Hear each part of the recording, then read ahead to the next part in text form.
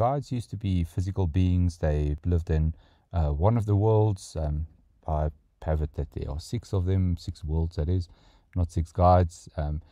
Guides used to be physical beings, and they have passed over into the spirit world, and then they've committed to assist people in the physical world to help them to provide certain services. We'll go through what that is just now, but it's good to understand that they know what it's like to be in the physical realm. They're not encumbered with the physical body. Once we come into this world and we have a physical body, because we've got so many distractions, we've got so many things that bother us, it becomes then fairly difficult to find our true north, and guides are there to assist us in keeping focus and finding our way. So they very much like the word says, guides, guiding us through our physical reality. They assist us. They offer advice. They offer guidance, assistance. They offer certain benefits. They also offer us knowledge, gifts, and they give us a sense of nostalgia to bring us to our true selves again. They are good at unlocking our potential. They are there for company, for togetherness, for friendship, and they are also there to help depict certain situations. In general, what happens is we have that guides are very active in our lives. They are there to provide us with help and assistance, and with a whole lot of things. Gifts come in the form of, I've received feathers. I've had the one where I had some feathers lying around and I didn't pick it up, and the next day it was down on the ground 4 stories lower, and I walked past it and then picked it up. So we do get gifts from guides. A lot of people pick up feathers and those sort of things.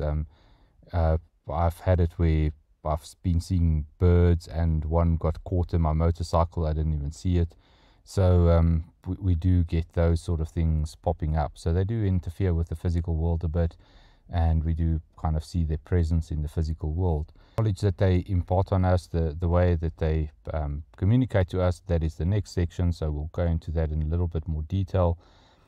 But it's good to know that you have someone that is in spirit form that is there to offer their help to you exclusively, and you can access that help at any time when you need it or see fit. You can ask them anything.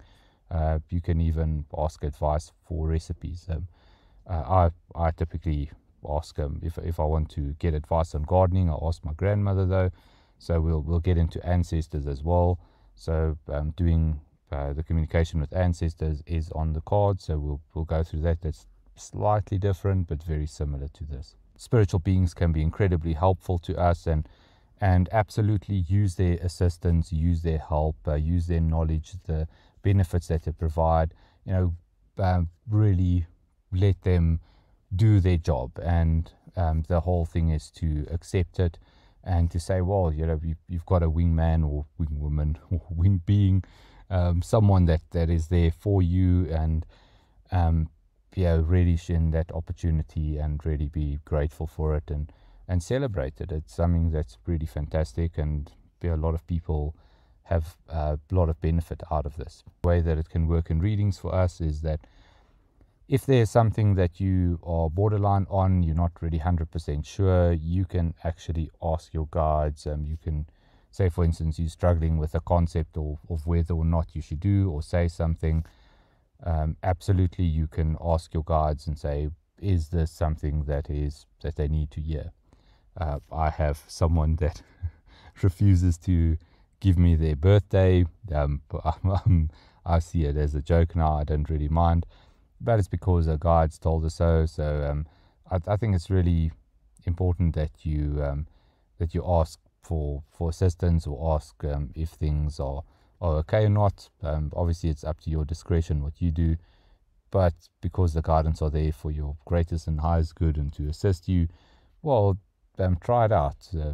That's the whole point of advice, is to try it out and fit it on for size. If it suits you, then do more of it. If it doesn't suit you, then do less of it. pretty simple. Where guides are, that can be very consistent for you.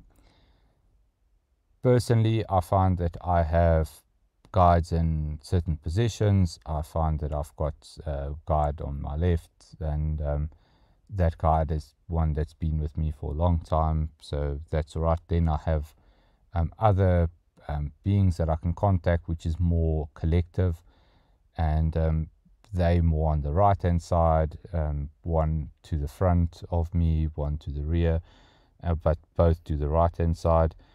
So it's my attention really focuses on that area. So it's nice for you to understand where the guides are, so that when you focus your attention, that you focus in that area where they are.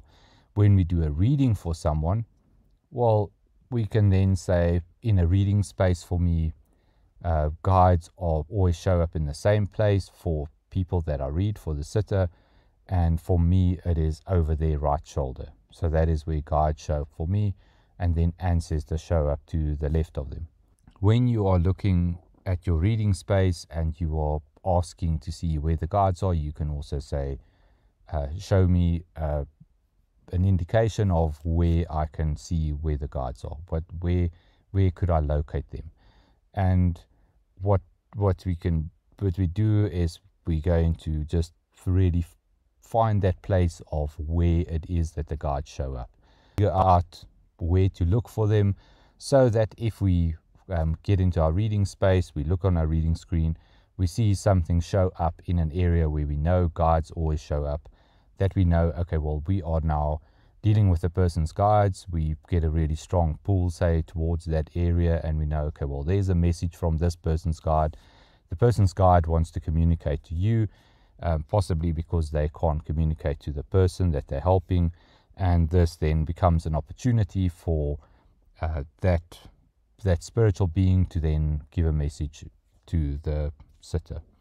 Okay, I've gotten messages like that. For instance, my guide really likes to ride motorbike with me, and I've been to some psychics and they told me that that I'm probably going to get a motorbike, which is then what made me think of it and then consider it, and then ultimately I did get a motorcycle, and I've been riding one for many years. So those messages I feel come through from your guides. So yeah, they kind of get their voice heard in some way through readings, and I think it's very powerful, especially people that don't know how to communicate with their guides. It becomes really helpful when you go to a psychic to do a reading and you can get a message from your guides, if you're someone that cannot communicate with your guides yourself. Okay, so that is something that we can really know has value for the person that is a sitter for the day. We can then ask to see them. You can see them as a brighter light, or we can feel them as a presence. We can feel which position it is that they normally show up in. We can also ask to show where they are, like I said just now. And also you can ask them to show you how they communicate. This is something that I find is really important, and especially when it comes to ancestors, but I will go through that again. And that is that when we don't understand what they say for instance they are trying to indicate something to us, if we don't understand what they're trying to communicate, we can then say, well, I'm not getting you, show me a symbol of what you are talking about. I've done this with spirits before, where I can't hear them, and I'd say, look, I don't understand what you're saying, please show me. And then what they do is they show by hands or by gestures also what they are talking about, and then I can understand what they're on about. So this is something that you can do. So you can ask them that they show you how they can communicate with you. They do have a less physical appearance. What do I mean? It's when you get somebody like an ancestor, you kind of really focus strongly on a lot of physical attributes of them. The way they look, the clothes they were wearing, some physical remnants, whether they had certain character traits or so. So there's a lot of things that you can relate to in the physical world to that spirit, when it comes to guides, they don't really have a lot of that. They do sometimes show up in certain clothes, or you can get an idea of what they look like. You can get a name from them if you prefer a name. Mine have got nicknames. They're quite okay with it. So you can really get an idea of who they are. You can feel their presence. However, their presence is not something that is so physically linked that you can identify the physicality of who they are with the being that they are. And this is one of the ways that you can then distinguish between an ancestor and then a guide, where the guide then has this way where they don't really have the physical presence or the physical appearance, the characteristics that are more tied to the physical world.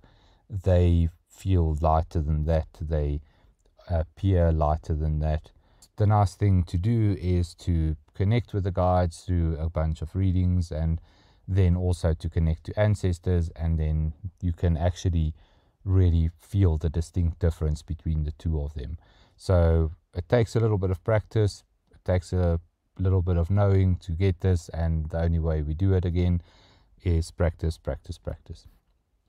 Okay, so one of the notes here that I have is that they're very much like an adopted parent. This comes from a guide. So yeah, you can have an adoptive parent, somebody that really cares and looks after you in the spiritual world.